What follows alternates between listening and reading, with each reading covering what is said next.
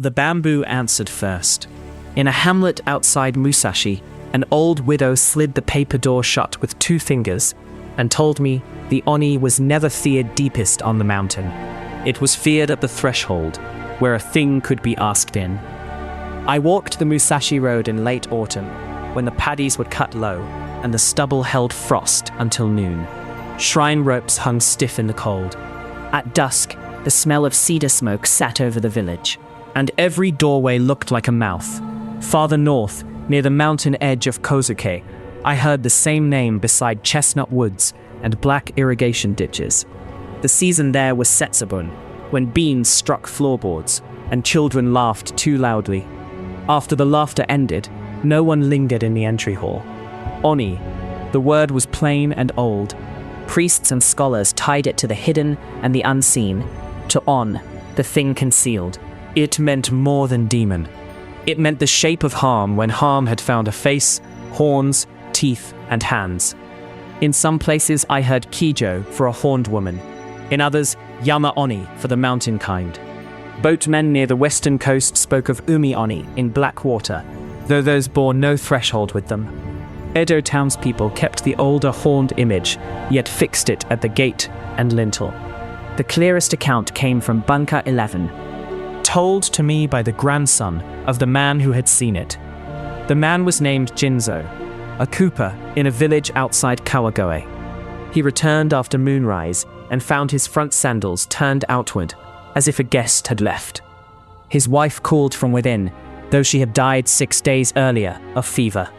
Jinzō told it exactly that way before sleep left him for the rest of his years. The paper door was cold under his palm.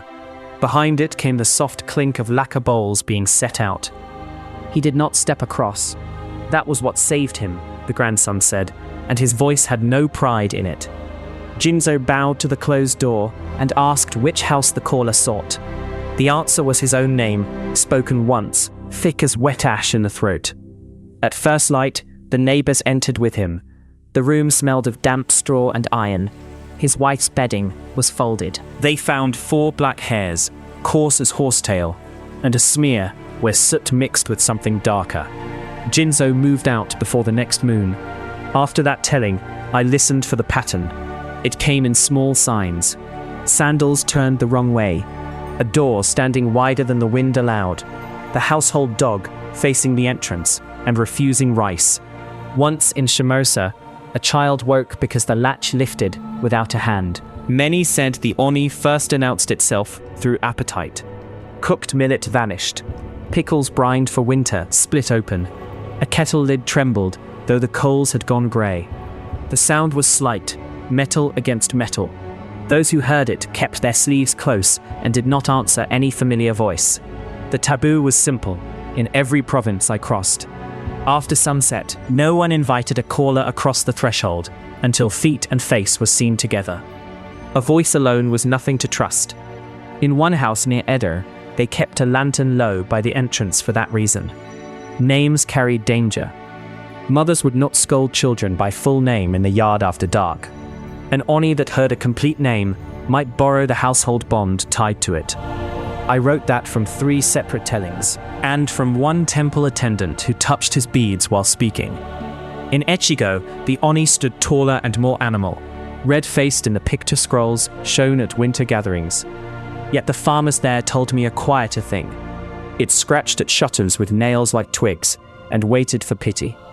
If admitted, it sat by the hearth and never blinked. On Sado Island, I heard of horned beings at sea caves, pale rather than red, carrying the smell of kelp and open shellfish. Fishermen called them Oni only after they came ashore.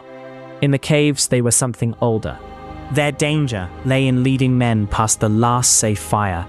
In the west, near Iyo, an old woman compared the household Oni to a jealous dead relation. She did not mean ancestor or ghost exactly. She meant a presence that knew where the rice chest stood and which board creaked near the sleeping room. There, the horns mattered less than recognition. For older writing, I turned first to Konjaku Monogatari-shu. Its stories held Oni at gates, on roads, and in abandoned places where ordinary passage failed. The horned face was not always fixed, but the boundary was. What entered from outside came nearest when a human custom loosened. I also heard priests cite Setsubun and temple commentaries shaped by older Chinese telling, where hidden beings, hungry ghosts, and demons crossed categories more freely than villagers preferred. From Soshenji onward, the unseen often borrowed a voice first. In Japan, that voice settled by the door. By the end of that road, I no longer thought the Oni belonged chiefly to mountains. The mountain gave it height, the household gave it form.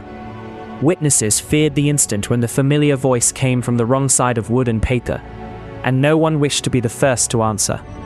I have kept many names under my lantern, but this one stayed nearest the door. Which yokai did your grandmother warn you about?